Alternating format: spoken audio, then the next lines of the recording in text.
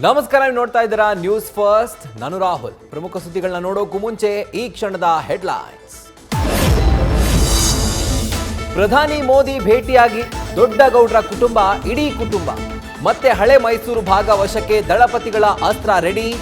HDD ಬೆನ್ನಲ್ಲೇ BJP ರಾಜ್ಯಾಧ್ಯಕ್ಷ ವಿಜೇಂದ್ರ ಕೂಡ ಮೋದಿ ಭೇಟಿ.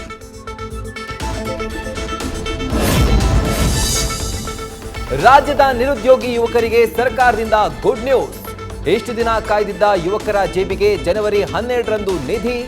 ಡಿಸೆಂಬರ್ 26ರಿಂದ ಯುವ ನಿಧಿಗೆ ನೋಂದಣಿ ಶುರು.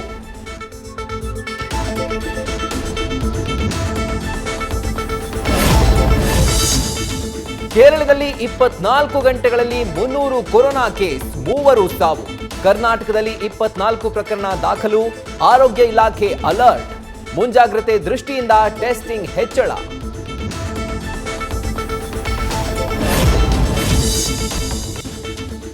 ಅಯೋಧ್ಯೆ ರಾಮ ಮಂದಿರ ಲೋಕಾರ್ಪಣೆಗೆ ಗುಜರಾತ್ ಕಂಪನಿಯಿಂದ ಧ್ವಜಸ್ತಂಭ. ಕಾರ್ಯಕ್ರಮಕ್ಕೆ ಕಾಂಗ್ರೆಸ್ನ ಸೋನಿಯಾ ಗಾಂಧಿ, ಮಲ್ಲಿಕಾರ್ಜುನ್ ಖರ್ಗೆಗೆ ಆಹ್ವಾನ. ವಿಶ್ವ ಹಿಂದೂ ಪರಿಷತ್ನಿಂದ ಮನೆ ಮನೆಗೆ ಮಂತ್ರಾಕ್ಷತೆ ವಿತರಣೆ.